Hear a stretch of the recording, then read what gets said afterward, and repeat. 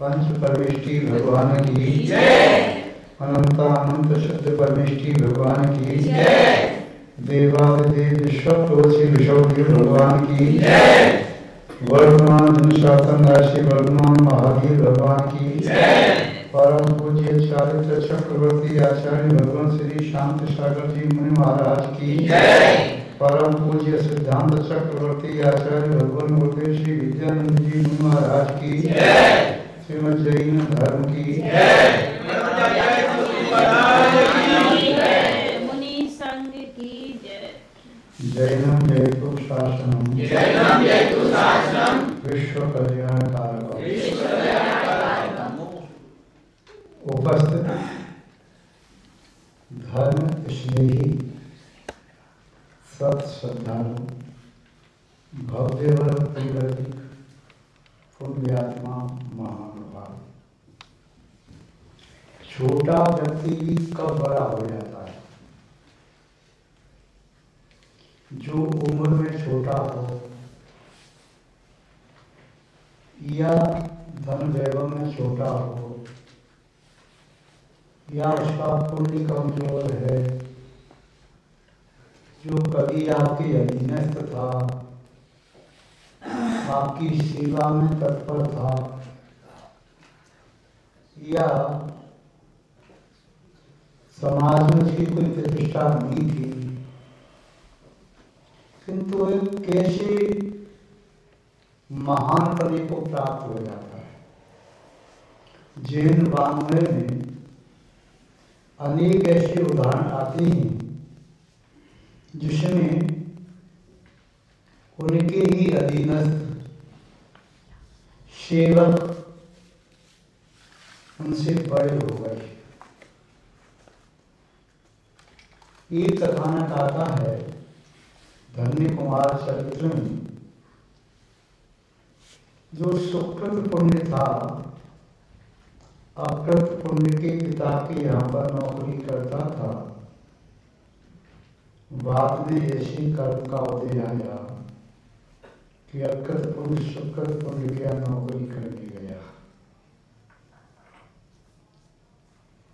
धैर्यंकर और पूर्णंकर दो सृष्टि पुत्र क्षेमंकर सृष्टि के यहाँ पर सेवा करते थे। जिन्हें भगवान की पूजा अर्चना करने के उनके पास कुछ नहीं था।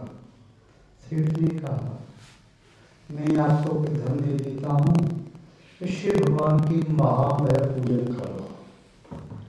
उन्हें कहा, सेठ जी क्षमा करो, भगवान की पूजन तो मैं अपने ही द्रव्य से करूँगा। द्रव्य तो आपके पास है ही नहीं। कोई बात नहीं सेठ जी, हमारे पास 5 कौड़ी हैं। इन 5 कौड़ी से जो ये पुष्पपत्र आदि जो ला सकेंगे, उससे भगवान की पूजा करेंगे। उस पूजन के पुण्य के प्रभाव से वे दोनों पुत्र अमरसेन और वैश्यसेन हो गए।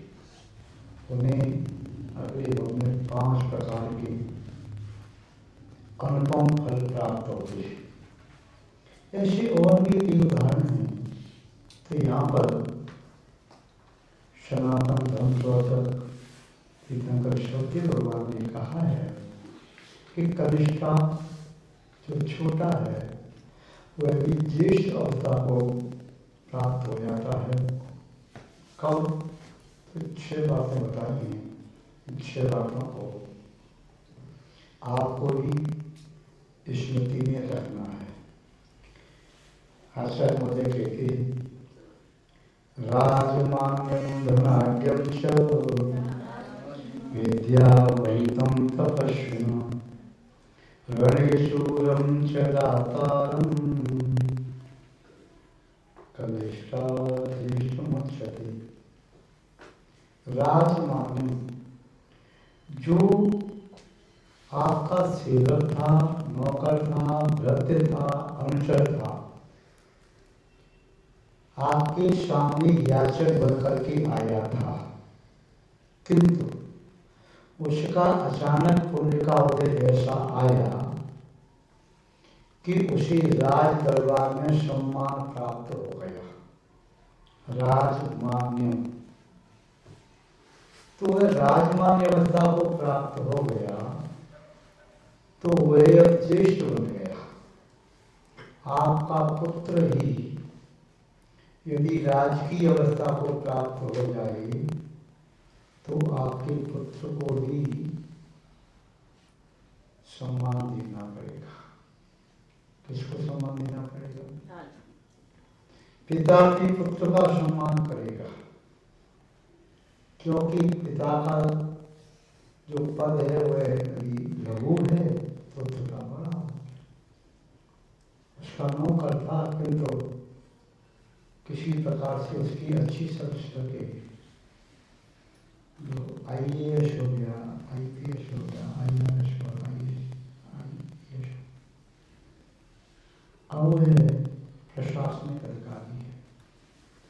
उसका पिता, ससुर, ज्येष्ठ, अब वहाँ जाएंगे इसके यहाँ पर, तो क्या करेंगे?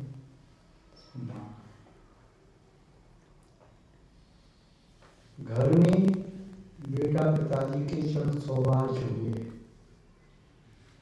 किंतु यहाँ पर ऑनरेटी है, प्रशासनिक अधिकारी है, तो पिता का सम्मान नहीं करेगा। यदि पिता और पुत्र दोनों ही एक ही डिपार्टमेंट में पुलिस अधिकारी हैं या फौज में भर्ती है या अन्य कोई अधिकारी है, पुत्र का पद उच्च है, पिता का पद लघु है, तो पिता पुत्र को प्रणाम करेगा और पिता को पुत्र का भी सम्मान करना चाहिए। छोटा जीवन भी बड़ा हो गया, क्यों? क्योंकि राजमान हो गया।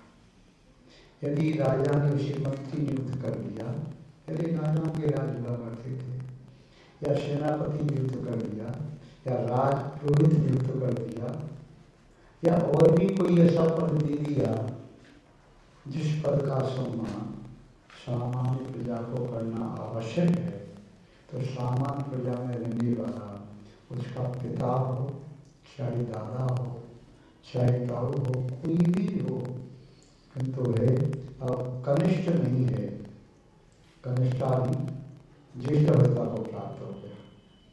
दूसरा था धनाढ्य। पहले वह निर्धन अवस्था को प्राप्त था, किंतु पुण्य की वजह से उसे अकस्मात गुप्त धन मिल गया, या जिस व्यापार को उसने किया उस व्यापार में अपेक्षा से भी ज्यादा लाभ हो गया, बहुत धनी हो गया, नगर का सेठ बन गया। तो अब उसको हिम्मत पाओ कि तुम तो कभी मेरे नौकर थे, डरते थे, मेरे यहाँ सेवा करते थे, अब उसका अपमान नहीं करना, ये कहना जाओ नगर सेठ तो सम्मान करो। राजमान्यम धनाढ्यम से विद्यावंतम तपस्विनम। यदि कोई लघु है किंतु ज्ञानवान है, पंडित है, विद्वान है, नूतन विद्वान है, सर्वमान्य है, तो उसका पिता और माँ इसका सम्मान करेंगे। सभा में अपने पुत्र का भी अपमान नहीं कर सकता। अकेले में चाहिए पिता पुत्र को डांटे, प्रायश्चित दे, समझाए या चिंताड़ भी करे, किंतु जब पद पर आसीन है तो पद का महत्व होता है। हस्तिनापुर में महाराज दशरथ राज करते थे, पिता में कितने बड़े थे, फिर भी पिता वह उस आसन की, गद्दी की, शासन की व्यवस्था में रहते थे। आदेश राजा का ही चलता था। जो व्यक्ति धनवान है वह भी लघु होते भी ज्येष्ठ माना जाता है। विद्यावंतम महान ज्ञानी है तो छोटा है तब भी बड़ा है। तपस्वी बन गया। एक बेटी ने आय का दीक्षा ले ली, माँ ने शुल्क का दीक्षा ले ली, कौन बड़ा कौन छोटा?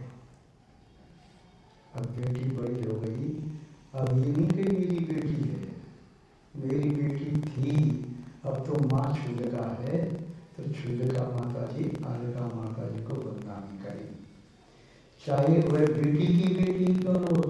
तब जिसकी नानी है तो नानी भी अपनी देवती को नमस्कार करें, बदनामी करें। पिता भी है तो पिता भी अपनी पुत्र को, यदि पुत्र मुनि बन गया, पिता भी ग्रस्त है, क्षुल्लक जी हैं, ईलक जी हैं, ब्रह्मचारी हैं, नमस्कार करेंगे। आपने कई समय में देखा होगा तो उस समय में माँ भी दीक्षित है, पुत्री भी दीक्षित है, पिता भी दीक्षित है, पुत्र भी दीक्षित है और दादा भी दीक्षित है। पुत्र पहले बैरागी हो गया, दीक्षा ले ली, पिता बाद में, दादा और बाद। तो वह छोटा होने पर भी कनिष्ठा ज्येष्ठ मुच्यते, वह छोटा है तब धीरे ज्येष्ठता को प्राप्त हो गया।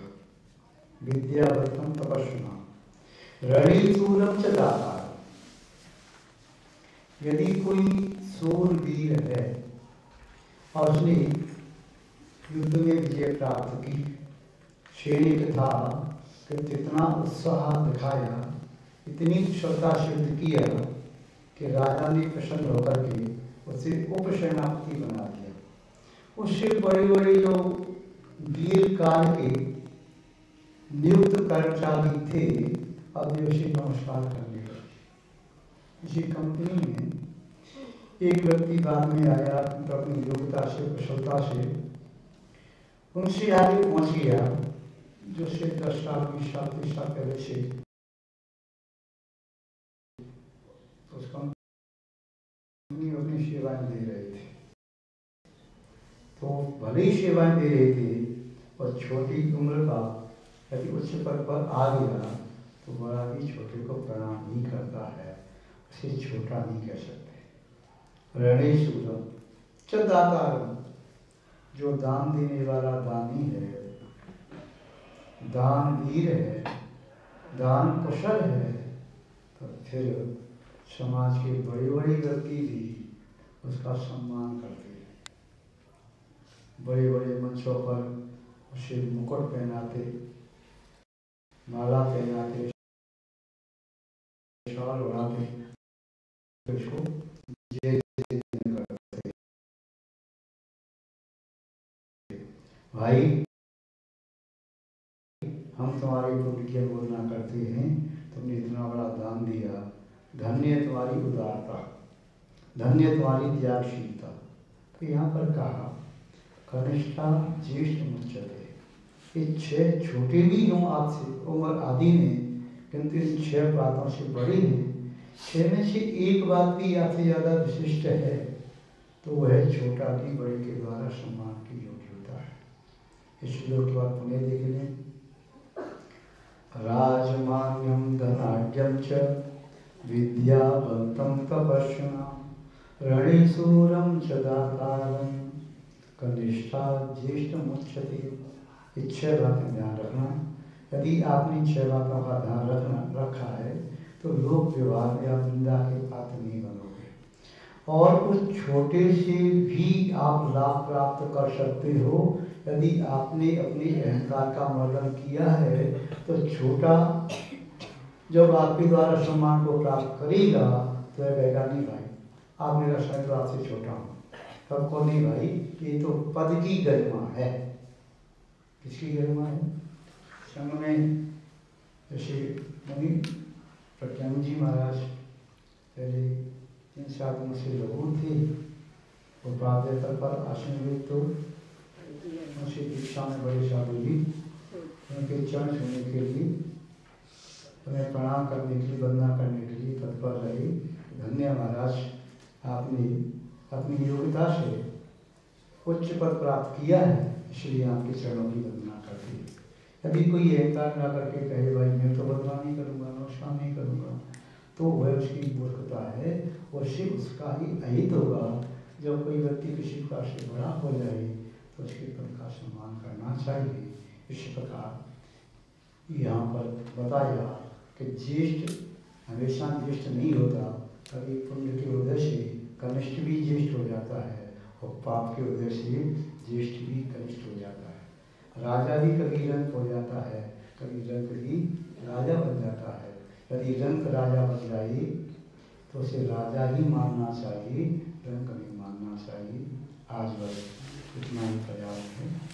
जय बोलो श्री शांतनाथ भगवान की जय, परम पूज्य आचार्य गुरु श्री विद्यानंद महाराज की जय, जैन धर्म की जय। प्रकारवर्ती त्रैलोक पूज्य विश्वाराध्य पंच परमेष्टि भगवान की जय, अनंत अनंत शुद्ध परमेष्टि भगवान की जय, देवादिदेव विश्वतोषी ऋषभदेव भगवान की जय, वर्धमान जन शासन राशि वर्धमान महावीर भगवान की जय, परम पूज्य